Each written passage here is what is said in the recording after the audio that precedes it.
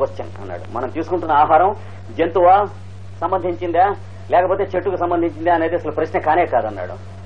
కానీ the desire to kill and eat should go అన్నాడు. చంపి తినటం అనేటువంటి దుర్బుద్ధి మనలో పోవలేను.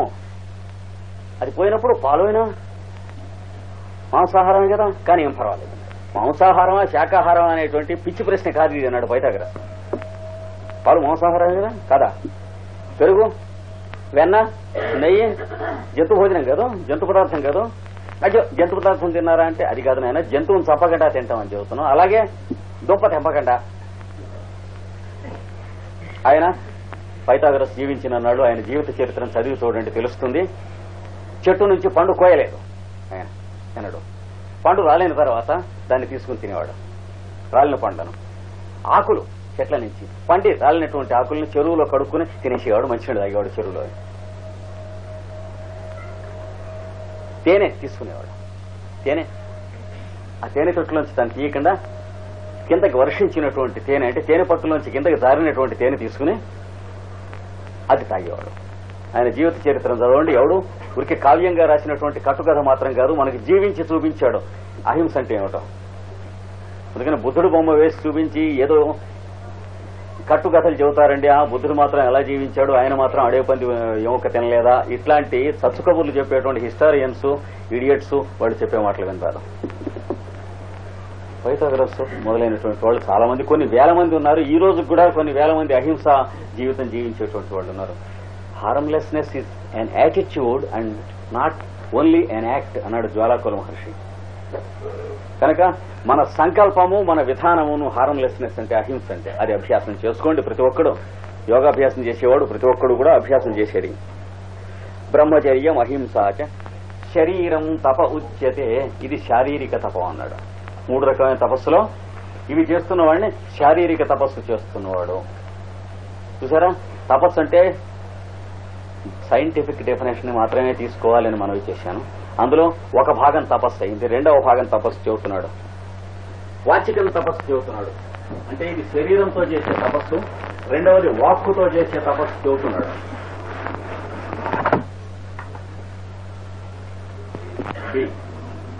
అనుద్వేగకరం వాక్యం మొదటి అంటే ఎదటి వాడికి భయం గాని కంగారు గాని దుఃఖం గాని చికాకు గాని కోపం గాని ఈర్ష్య గాని అసూయ గాని మరుమాత్సర్యాదులు గాని ఇన్సల్ట్ గాని ఇవి ఏవి కలిగే మాట మాట్లాడకుండా ఉంటాం. అభ్యాసం చేసుకోవాలి. ఉద్వేగమును కలిగించు వాక్యము మాట్లాడకుండా ఉంటాం. ఎలా వీలవుతుందండి? వీలయ్యే వాళ్ళకి వీలవుతుంది, మనకు వీలవకపోతే వదిలేస్తాం. అంటే ప్రతి వాళ్ళని వాళ్ళు ఫాలో అవ్వమల్లే, అడిగిన వాళ్ళని ఫాలో అవ్వమన్నారు. చూసారా, మా పుస్తకం మీరు కొనుక్కోండి, చదవండి, టెక్స్ట్ బుక్ గా పెట్టండి అని చెప్పి యూనివర్సిటీల వాళ్ళని కూడా చెప్పులతో పాటు అనేక జతల కాళ్లు పట్టుకున్నటువంటి ఆఫర్స్ కాదు వీళ్ళు. మీకు బాగుపడదలుచుకుంటే చదువుకోండి అన్నారు పుస్తకం. అది ఒకటి విషయం. కనుక మనకు కావాలంటే పనికి వచ్చేవి తప్ప ఎలా వీలవుతుందంటే అయితే శుభ్రంగా మానేయండి, బేషుగా మానేయండి దానికే. ఎందుకంటే మళ్ళీ కొన్ని జన్మలైన తర్వాత వాటి రాక తప్పదు. ఇలాంటి పుస్తకం ఏదో ఒక దాని దగ్గరికి ఏ జాతిలో ఏ దేశంలో ఏ జాతిలో ఏ భాషలోనూ రాసినటువంటి ఇలాంటి పుస్తకం దగ్గరికి వెళ్ళక తప్పదు, గతి లేదు. అది సైన్స్ ఆఫ్ మ్యాన్ అంటే ఆ పుస్తకాలు ఇట్లాంటివి.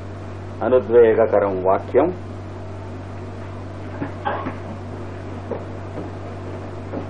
సత్యం, సత్యంగా పలకాలి. ఎట్లా కుదురుతుంది రెండు అన్నాడు. థియరిస్ట్ కి చచ్చినా కుదరదాం, ఆచరించి చూద్దామని అనేవాడికి ఏదన్నా కుదురుతుంది. కానీ ఫిలాసఫీ కానీ థియరీ కానీ అకాడమిక్ ఎడ్యుకేషన్ కానీ పొందుతూ ఉందన్నాడు మనకేం తెలుస్తుంది. స్పెక్యులేటివ్ గా దొరికేది కాదు, ఆపరేటివ్ గా ఉండాలి. ఆచరణ చేసి చూద్దామని ఎక్స్పెరిమెంట్ చేసిన వాడి లైన్ దొరుకుతుంది.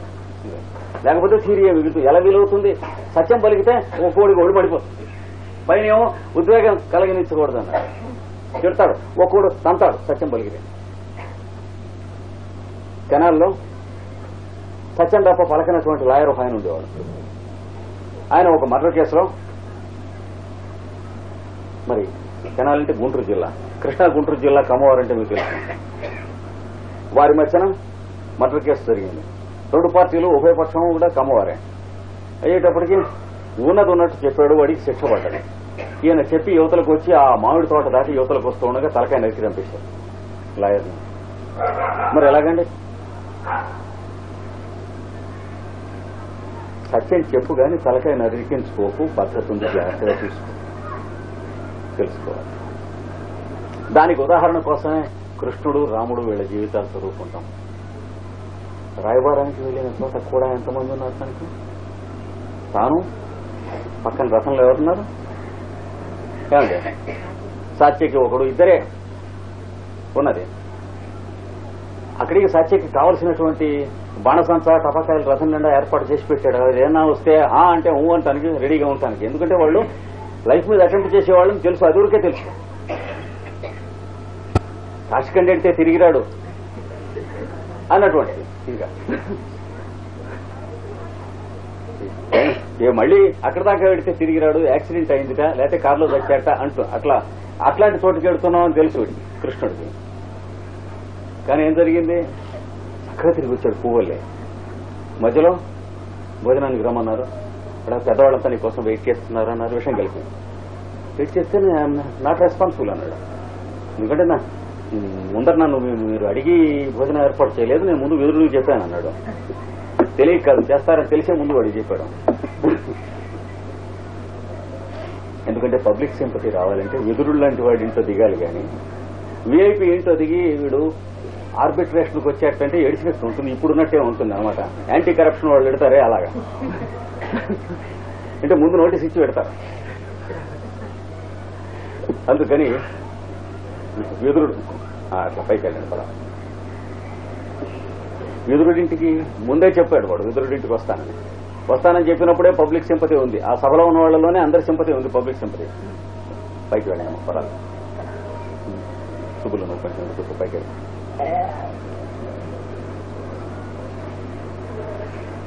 అయితే వాళ్ళేమన్నారు, మీకోసం అందరు ఎదురు చూస్తున్నారు, భీష్ముడు, ద్రోణుడు, చాలా పెద్ద పెద్ద వాళ్ళు ఎదురు చూస్తున్నారు, మీరే సమాధానం చెప్పుకోండి అన్నాడు. ఎందుకంటే అరేంజ్ చేసింది డిన్నర్ మీరు కదా,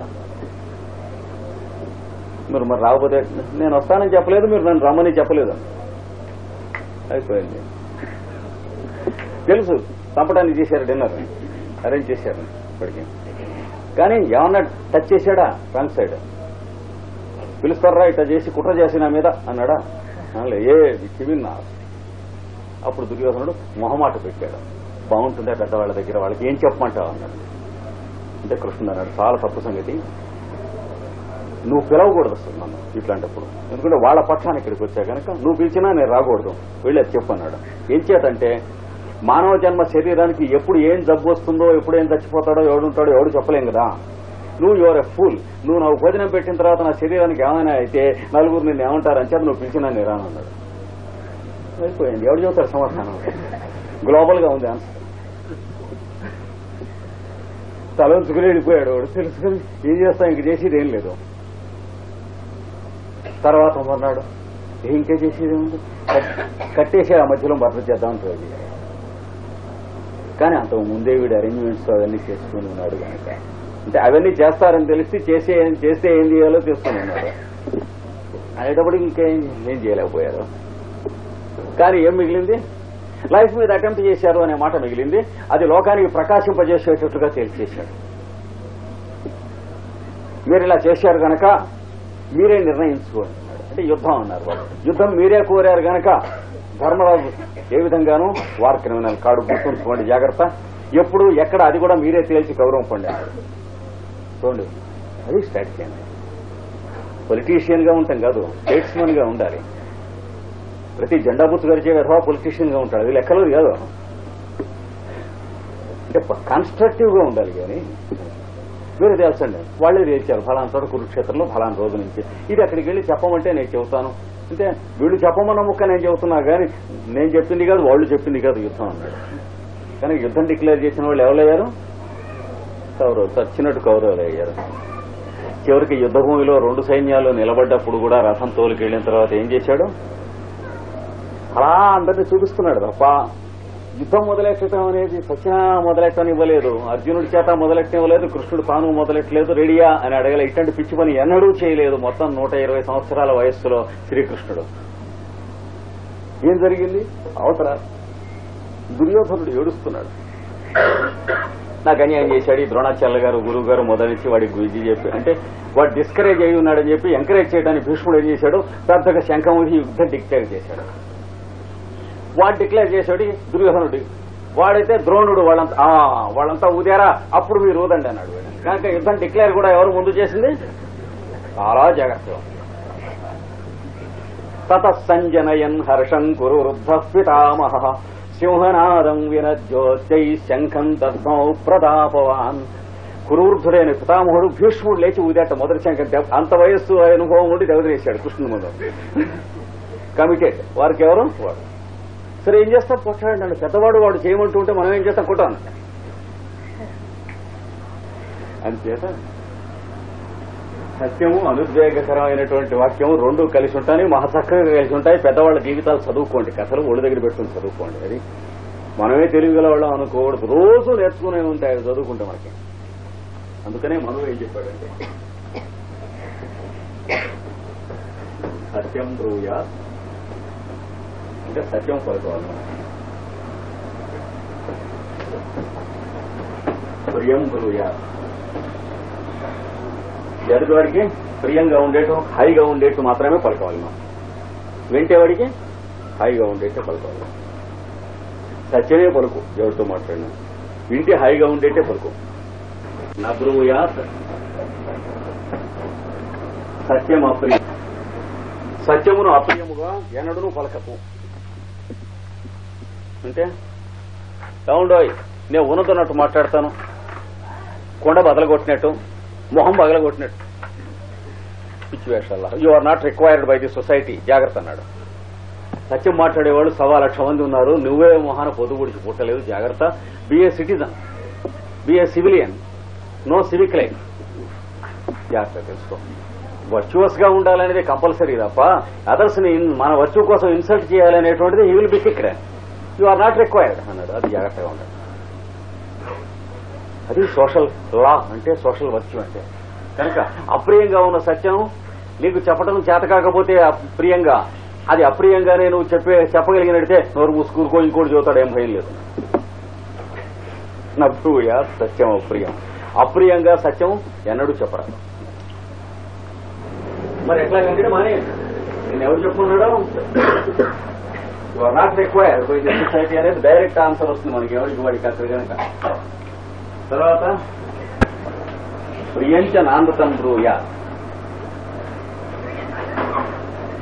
ప్రియంచ ప్రియం అయినప్పటికీ, ఎదుటివాడికి ఇష్టం ఉండినట్టు మాట్లాడినప్పటికీ అసత్యం మాట్లాడగలడు.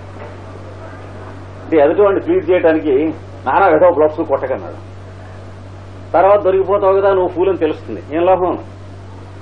వెళ్ళగత రేపు తెలవా మనం ఏం పర్లేదండి మీకు, మీరు హైదరాబాద్ రండి నేను చెప్తాను అక్కడ బలానా ఎవరిని ఎరగా హైదరాబాద్ నేను ఉంటాను చూసుకుని మీరు వస్తారనుకోండి నమ్మకం మీద. అక్కడ ఎవరి పరిచయం లేదనుకోండి, వెళదాం ఉండండి వాడి ఊళ్ళో లేస్తే ఇట్లాంటివన్నీ చెప్పాల్సి వస్తుంది. అంటే ఒక అబద్ధాన్ని మళ్ళీ ఇంకో అబద్ధం చెప్పాల్సి వస్తుంది. మొదటి రోజునే శుభ్రంగా అక్కడ మనం ఎవరో ఎరగాం, ఇట్లాంటి పనులు మన వల్ల కావు, ఇది వ్యవహారాలు, నేను అందుకు పనికొచ్చేవాడిని కాదు అని ప్లేన్గా చెప్పన్నాడు. ఫలానా వారు మీ దగ్గర మందు పుచ్చుకుంటున్నారు కదండి ఇంజనీర్ గారు అన్నారు. ఈ మధ్యనే పుచ్చుకుంటున్నారు. అయితే మా తాలూకు ఫలానాకి ఇంటర్వ్యూకి వెళ్లారు, ఉద్యోగాన్ని గురించి కొంచెం మీరు 2 ముక్క చెబితే వారు ఇస్తారు.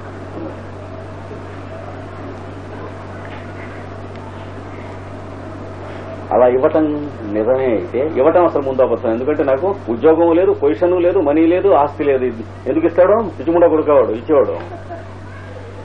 ఈ మూడిట్లో ఏదో ఒకటి ఉండాలి. కానీ డబ్బు యగాని లేకుండా పతంజలి యోగ సూత్రాలు చెబుతున్నాయంటే సినిమాకి టికెట్లు దొరకలేదు కాబట్టి వచ్చి కూర్చుని వింటారు. కానీ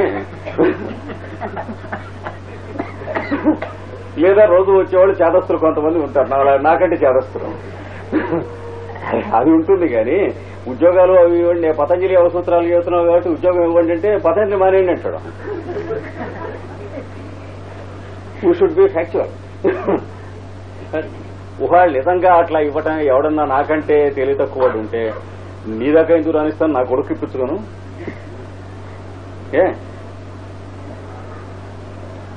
మరి పెద్దవాడు ఎంఏ PhD పాస్ అయ్యాడు, రెండోవాడు DHMS పాస్ అయ్యాడు హోమియోపతి కోర్సు, మూడోవాడు బీకామ్ ఏదో పాస్ అయ్యాడు, నాలుగోవాడు బీకామ్ పాస్ అవ్వబోతున్నాడు. ఇంతమందిని వదిలిపెట్టుకుని నీ కొడుకు ఎందుకు చెబుతాను నేను, you may have common sense అని చెప్పాల్సి వచ్చింది. ఇప్పటికి మరి 54 ఏళ్ళు జీవితంలో జరిగినాయి కదా, ఎవరికి ఉద్యోగం ఇవ్వమని ఎవరిని అడగలేదు. అడిగేది ఉన్నట్లయితే నా కొడుకులకి అడిగి ఉండేవాడిని కదా, ఇంతే విషయం. ఒకవేళ అడిగినా నోరు తెచ్చి ఏ కారణం చేత వాడు ఇవ్వచ్చు, ఆ కారణాలు మన దగ్గర లేవు. వాడు ఎవరి చేతన్నా మళ్ళీ చెప్పిస్తాడేమో అని భయమైనా ఉండాలి. ఆ భయం కూడా ఈ రోజుల్లో లేదు, బరి తెగించిన రోజులు. మినిస్టర్ చేత ఫోన్ చేయిస్తే విన్న తర్వాత అక్కడ పెట్టేసి ఈడిషెడ్లు అయిన రోజులు కదా. ఏం చేతంటే వీడు ఎన్నాళ్ళు ఉంటాడు. ఎందుకంటే మనందరికీ ఒకరి సంగతి ఎవడికి బాగా తెలిసిన రోజులు ఇవి. తెలియని రోజుల్లో అయితే కొన్ని పనిచేస్తాయి ఇలాంటివి. ఎవడి సంగతి ఎవరికి పూర్తిగా తెలియకపోలేదు. ఇది తెలివి మీరు రోజులు కనుక ఎవడు ఇవ్వడని సంగతి తెలుసుకోవాలి. ప్రియంతే నా అంతం పర్లేదండి నేను చూస్తాను, పంపితండి మీకు కుర్రండి, వారిని మీట్ అవ్వమనండి. వారిని మీట్ అయ్యాక మీకు కృష్ణాచార్య గారు చెప్పారా అని అడుగుతాడో, వాడు బెదురు పెడుతూ వెళ్తాడు. ఆయన పాపం ఏదో చెప్పి పంపిస్తాడు, ఇవ్వడు అనుకోండి. ఎట్లా ఇవ్వడు, వాడు కులం కావాలి. దానికేముంది, అది మనకి తెలిసిండు కూడా ఎందుకు పంపిస్తాం. ఇలా ఇచ్చేవాడు ఆచార్యులు అయితే అప్పుడు కొన్ని సీట్స్ వీడి రిజర్వేషన్ ఉంటాయి, ఆచార్య షెడ్యూల్డ్ అని. అది లేక ఇది లేక ఎందులో పొందక ఎందుకు ఇస్తారని ఇవ్వమంటే. అందుకని కామన్ సెన్స్ అప్పటికి కానీ ఇప్పటికి కానీ రేపటికి కానీ మనకి రక్ష ఏమిటి, కామన్ సెన్స్ ఒక్కటే. అది దాటి ఏది పని చేయదు కనుక ప్రియంచ నాంతతం బ్రూయాత్. ఎన్ని లక్షల సంవత్సరాల కింద చెప్పిన వాక్యమో ఇది. మనువు వైవస్వత మనోంతరం మొదలుపెట్టి ఇప్పటికీ ఎన్ని లక్షల సంవత్సరాలైందో మీకు తెలుసును. అప్పటిది ఈ శ్లోకం ఇవాటి కాదు. ప్రియంచ నాంతతం బ్రూయాత్. ఎదుటి వాడికి చాలా ఇంపుగా ఉంది, హాయిగా చెవికి బాగుంది అని చెప్పి అబద్ధం అన్నాడు, చెప్పకన్నాడు. తర్వాత అడుగుతాడు, ఏమండి మీరు ఆయనకి చెప్పలేదుగా అని. అంటే చెప్పలేదా అన్నాడా అంటాడు వాడు, వాడిని కూడా. కనుక ఈ పైన చెప్పిన వాటికి సమన్వయిస్తే ఏష ధర్మ సనాతన, ఇది సనాతన ధర్మము అంటే ఎటర్నల్ లా అన్నాడు మనువు. సత్యమే పలుకోవాలను, ప్రియమే పలుకోవాలను, సత్యమును ప్రియముగా మాత్రమే పలుకోవాలను, ప్రియమైనను అసత్యము పలకవద్దు. ఇవి నీ వాక్కునకు పట్టినట్లయితే సనాతన ధర్మాన్ని అంటే ఎటర్నల్ లా నువ్వు ఫాలో అవుతున్నావు అని అర్థం. ఎవడి మొహం చూసి ఫాలో అవ్వక్కర్లేదు. అప్పుడు నీ చుట్టూ ఒక వెలుగు ఉంటుంది. ఆ వెలుగు పనికొస్తే ఇంకోళ్ళకి దారి చూపించడానికి పనికొస్తుంది, కానీ నేనెవడో ఏం చేయలేడు. ఇంకెవరికైనా ఏదన్నా నువ్వు మంచి చేయడానికి పనికొస్తావు, కానీ ఈ వెలుగు నీ చుట్టూ ఉన్నప్పుడు ఈ సనాతన ధర్మం అనేది ఎవడు నీకు అపకారం అన్నడు చేయటానికి నీ మైండ్ లో ఉంటే గానీ ఎట్లా చేస్తాను అవకాశం. ఇది ధర్మం అంటే. కనుక సత్యాన్ని గురించి పద్ధతులు కూడా అని చెప్పింది. అంటే నీ వాక్కుకి ఒక చిత్రమైన శక్తి వస్తుంది. శక్తి వచ్చిందని మీరు గుర్తించినట్లయితే నశిస్తుంది. జాగ్రత్తగా ఉండాలి. మన వాక్కు శక్తి ఉంది, వాడు జాగ్రత్తగా ఉండవతల అనేది పోతుంది. దీనికి ఎన్ని లక్షణాలు దాన్ని దాని సిలబసే కొన్ని వేల పేజీలు ఉంటుంది. ఎలా దాన్ని ఉపయోగించుకోవాలో ఆ శక్తులు వస్తే. జాగ్రత్త, నా కోపం తెప్పించిన వాడు ఎవడు బాగుపడలేదు అన్నాడు. అన్న వారం రోజుల్లో ఉద్యోగం పోయింది అన్నవాడికి. అది లా ఆఫ్ నేచర్ అలా ఉంటుంది. నాకు కోపం తెప్పించి ఎవడు బాగుపడలేదు అన్నాడు. అంటే ఎవడు బాగుపడలేదైనా వీడికి అంతే. లా ఎవరికైనా ఒకటే కదా. అందుకే చెప్పారు వాడు ప్రత్యంగిర మహామంత్రం అని ఉగ్రకృత్య మంత్రం అంటారు దాన్ని. దాంట్లో మంత్రంలో రోజు చేసుకుంటూ ఉంటే తనకు అపకారం చేయడానికి ప్రయత్నించినటువంటి వాడు వాడికి ఏం చేయడానికి ప్రయత్నించాడో అది వాడికి తగులుతుంది. అదే ఆ మంత్రం అర్థం. యాం కల్పయంతి నో అరయః. నో అంటే మా యొక్క, అరయః అంటే శత్రువులు. యాం కల్పయంతి, ఎవతనైతే కల్పిస్తున్నారో మనసులో వాళ్ళ ఊహగా, క్రూరాం కృత్యాం, క్రూరమైనటువంటి ఒకనొక కార్యమును, వధూరివ అంటే ఒక పెళ్లి కూతురులాగా తలంచుకుని మా దగ్గరికి వస్తుంది తెలియకుండా దెబ్బతినేస్తాం. అట్లాంటిది తాం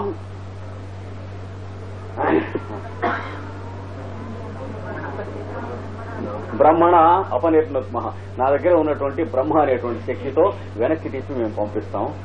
ప్రత్యేక కర్తార వృక్షతో, ఎవడు పంపాడో వాడి దగ్గరికే వెళ్ళును గాక. ఇస్తే ఆ మంత్రం అంటే నువ్వు తప్పు చేయాలి అని వాడు అనుకుంటే అనుకున్నందువల్ల వాడికి చేస్తుంది, కానీ మిమ్మల్ని అనుకున్నాడు వాడు చేయడు. ఫలానా వాడు చచ్చిపోవాలి అని ఇక్కడతో బుర్రెకి వాటికి ఏదో వెంట్రుగా ముక్క కట్టి ఇట్లా, లేకపోతే కొబ్బరికాయలోంచి దారం పోసి ఇట్లాంటివి చూస్తారు. నీకు అది చూస్తే గుండె పగిలేట్టుగా ఉంది. అది వరకు నువ్వు ఎవరికైనా అపకారాలు చేసిన వాడికైతే నీకు వాడి చేతబడి పనిచేస్తుంది, కానీ లేకపోతే ఎందుకు పనిచేస్తుంది? మరి చేయమనండి. నాకు ప్రతి దేశంలోనూ అడిగాను. బ్లాక్ మ్యాజిక్ యూరోప్ లో కూడా ఉంది, దేశంలో కూడా ఏం పని చేయలేదు. కాబట్టి ఇప్పుడు కూడా మనకి ఇక్కడ ఏదో ఈ ఊర్లం ఇటు పక్కన చాలా బ్రహ్మాండమైనటువంటి గట్టివాళ్ళు ఉన్నారంట. మన దగ్గర తత్సు లేకపోతే ఏది పనిచేయదు. ప్రయత్నం చేసి చూడవచ్చు కావాలంటే. కనుక ఆ మంత్రం కూడా చేస్తూ ఏమన్నాడు తెలిసిన వాడు నియమంలో, మీ మీద అపకారం చేసిన వాడికి ఆ అపకారం వాడికే తగులును గాక అన్నాడే. అంటూ ఉన్నప్పుడు మీ మనస్సులో వాడి మీద దుర్బుద్ధి ఉంటే ఆ మంత్రం మీకే అన్వయిస్తుంది అన్నాడు. అది చూసుకోకుండా చేయకూడదు. చేస్తే ఏమవుతుంది? వీడికే రోగం వస్తుంది. వాడికి రోగం వచ్చు కాక అని వాడు చేశాడు అనుకోండి, వీడికి ఈ అపకారం వాడికి తగలాలి అని వీడు చేశాడు అనుకోండి, వీడికే వస్తుంది. జాగ్రత్త. అంటే దాన్ని స్టీరింగ్ నడపడమే కాకుండా గేర్లు ముందుకెడుతున్నాయా వెనక్కి బండు గోడ గుద్దేస్తుంది వెనక్కి వెళ్ళి జాగ్రత్త అన్నాడు. గేర్లు ఎక్కడున్నాయో చూసుకుని బండి స్టార్ట్ చేయన్నాడు. బండి ముందుకెళ్లే పొజిషన్లో ఉందా వెనక్కి వెళ్లే పొజిషన్లో ఉందా? మనకు సంబంధించి మన బుద్ధిలో శత్రువులు ఏమన్నా ఉంటే పోయేందుకు ఆ మంత్రం ఇచ్చింది. అలా రోజు మనం చేసుకుంటూ ఉంటే అప్పుడు మన మీద ఎవడన్నా కనుక దుర్బుద్ధి కలిగినట్లయితే వాడి దుర్బుద్ధి వల్ల వాడి తగులుతుంది, కానీ మనం తగలమన్నాం కాబట్టి వాడి తగలదు. మనం తగలమంటే మనకే తగులుతుంది. అది గుర్తుంచుకోవాలి ఇట్లాంటి మంత్రాలుగా. అలా లేకపోతే అన్యాయంగా వాడి ఉండేవాళ్ళు ఇప్పటికీ ఎందుకు వాడరు? చేతబడి చేస్తామని ఇన్ని రకాలైనటువంటి అక్కర్లేని సిగ్గులేని కోతలకు వస్తారు, కానీ వాళ్ళందరూ పాకిస్తాన్ యుద్ధం వచ్చినప్పుడు, చైనా ఇంట్రూషన్ వచ్చినప్పుడు ఏం గుడ్డి గుర్రాలకు పడుదవుతున్నారా ఈ దద్దమ్మలంతా? కోపడికండి, సమాధానం చెప్పండి. వాళ్ళకి చేతబడి చేయరాదా అంటే శుద్ధాబద్ధం చేతబడేదాన్ని, లేకపోతే చేసి ఉండేవాళ్ళే కదా. లేకపోతే బావమరిది మీద బావాను, వాడి మీద వీడు, ఊళ్ళో బజార్లో ఉన్నవాడు వాడు ఇట్లా చేస్తున్నందుక. నిజంగా చేతబడిలో ఉన్నట్లయితే దేశానికి యుద్ధం వచ్చినప్పుడు అవతల వాళ్ళ మీద చేసి ఉండేవాళ్లే కదా. కనుక ఏ దేశంలో నమ్మినా అన్ని దేశాల్లో నమ్ముతారు, కానీ అంతకంటే శుద్ధాబద్ధం ఇంకోట్లేదు. కానీ దానికి ఉన్నటువంటి భయం 10,000 మందిలో 0.001 అనేటువంటి ఒక్కడికే భయం ఉండదు. మిగతా వాళ్ళందరికీ కొద్ది గొప్ప ఒక్క పిసరు అంటారే ఉంటుంది. ఉన్నదంటే ప్రాణం తీసేసిందని ఒకటే. ఎందుకంటే దేవుడి మీద నమ్మకమా చేతబడి చేసేవాడి మీద నమ్మకం అంటే కొంచెం చేతబడి చేసేవాడికి ఎక్కువ మహిమ ఉన్నట్టుగా నమ్ముతూ ఉంటాం. కనుక మన దుర్బుద్ధి వల్ల దేవుడు పనిచేయడు. డిఫెన్స్ అంటే దేవుడు బలవంతుడా చేతబడి చేయవాడు బలవంతుడా? Direct question. దేవుడే బలవంతుడు అనుకోండి, అయినాను అనంటే పడ్డాడనమాట కథమని. There lies the false logic of it. తమాషగా ఉంటుంది. 10 ఏళ్ల కిందటో 12 ఏళ్ల కిందటో రాత్రి 1:30 కారు పంపాడు ఆయన. చాలా విఐపీ ఊళ్ళో వెళ్ళాం. వారం రోజుల నుంచి తలకాయ బాధగా ఉంది. తగ్గలేదు, నిద్రలేదు. డాక్టర్లు అందరూ చూశారు. కొంచెం ప్రశాంతంగా రెస్ట్ తీసుకోండి. అది కాదు, దీనికి ఎవడో ఏదో చేశారు, దానికి మీరు ఏదన్నా చేయాలి అంటే నేను ఒకటే, మీ వెనక్కి తిరిగి చూడండి అన్న. రూమ్ లో కూర్చుని ఉన్నాడు. 4 పక్కల గోడలు ఎంతంత ఉన్నాయో ఆ గోడలంతంత సత్సాయిబాబు పటాలు 4 ఉన్నాయి. వాటి మధ్యన కూర్చున్నాడు. ఎందుకు ఫ్యాషన్కే ఏడవనా అవి కొనుక్కుంది. కొనుక్కోలేని వాడికి ఎవరికైనా దానం చేస్తే పరమార్థం ఉంటుంది. అంటే మీరు ఎవడన్నా మీకు అపకారం చేస్తే దానికి తిరగదీయండి అంటాడు. ఎవడన్నా మీకు అపకారం చేయగలడనే నమ్మకం ఉంది అన్నాడు. ఈయన ఎవరన్నా ఆయన మీ నమ్మకం ఉందా? అది ఎంత మాట ఉంది అన్నాడు. అంతేగాని ఉంది అంటావు.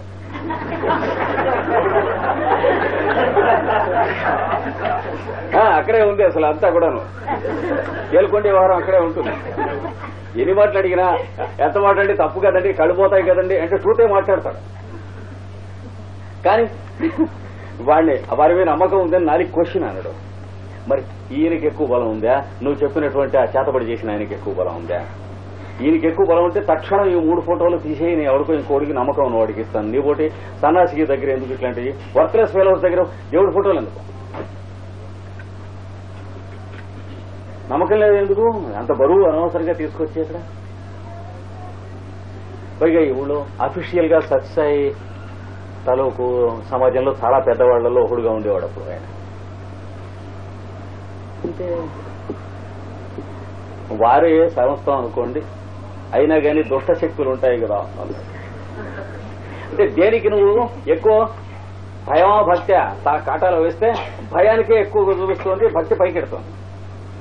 కనుక దైవభీతి ఉన్నటువంటి వాడు పశువు అవుతాడు, దైవభక్తి ఉన్నటువంటి వాడు దివ్యత్వంలో పెడతాడు. జాగ్రత్తగా ఉండాలి. గాడ్ మైండెడ్నెస్ కావాలి కానీ గాడ్ ఫియరింగ్ నేచర్ కాదక్కర్లేదు. దానివల్ల ప్రమాదాలు ఉన్నాయి, విపత్తులో వెళ్ళిపోతాడు. మరి తెలుసుకోండి. మీ మీద పనిచేస్తున్నాయంటే ఈ పటాలు తీసేయండి, నేను ఏదో ఇక్కడ కోడిపెట్ట ఏమైనా తీసుకొచ్చి ఇక్కడ పోయించేస్తాను. 3 నిమిషాలు అదే ఉంది. వాడికి సైన్ పంచి ఒకటి ఇచ్చేసి కోడిగుడ్లు అన్ని పెట్టేసి నిమ్మకాయ పద్ధతి. వీటితో కుదరదు, నన్ను పంపించి ఎవరి చేత చేయించుకున్నారు. ఎట కుదురుతుంది, కుదిరేది కాదు ఆయన. ఇది పడకట్టే వ్యవహారం. కనుక అనుద్వేగకరం వాక్యం అది. సత్యవాక్కు ఒకటి. ఇది వాక్కు సంబంధించినటువంటి తపస్సు అంటే ఏమిటి చదువుతున్నాడు. సత్యం కూడా ఎలా పలకాలన్నాడు. ఇక్కడ కూడా భగవద్గీతలో అదే చెప్పాడు, మనువు చెప్పింది.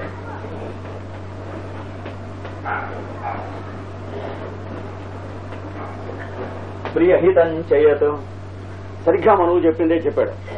ప్రియము హితము అంటే ఎదుటివాడికి తీయగా ఉండేటట్లు, ఎదుటివాడికి విన్నట్టయితే బాగుపడేటట్లు. ఏంటండి ప్రియం అంటే తీయగా ఉండేట్లు, హితం అంటే నువ్వు చెప్పిన మాట వాడు వింటే బతికి బట్టగట్టాలి. ఈ 2 ఉండాలి, చూసుకున్నాడు. సరిగ్గా కృష్ణుడు అవతారం అంతా మనం చూస్తే అంతే. ఆయన చెప్పినట్టు విన్నటువంటి వాళ్ళు పాండవులు బతికి బట్టగట్టారు.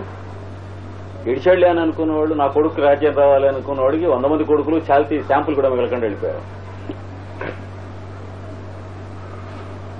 ఎందుకు? తన కోసం కాదు కనుక చెప్పేది. వాడు కింగ్ ఎన్నడూ కాదు కదా, కృష్ణుడు ఎన్నడూ కింగ్ కాదు.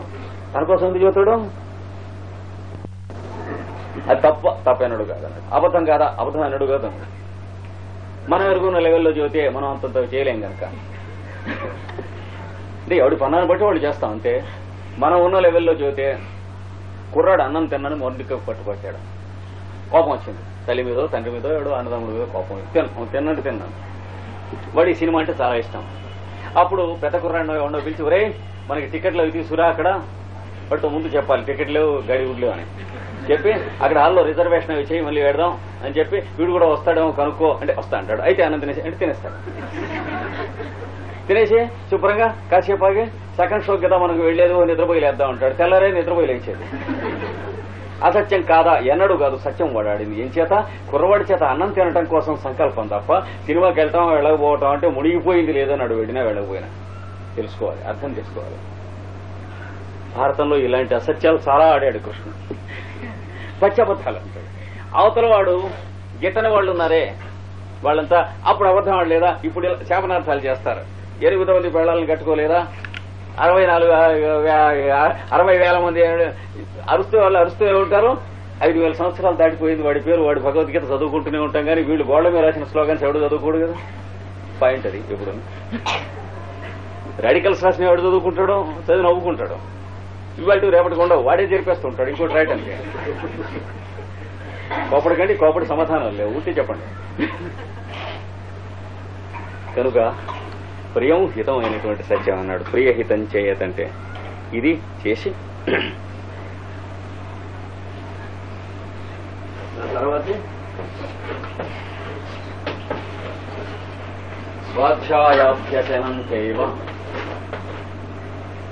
ఇది కూడా ఇందులో కల్పించాడు ఆయన. పతంజలి 3గా చెబితే ఈయన తపస్సులో భాగంగానే కల్పించాడు భగవద్గీతలో.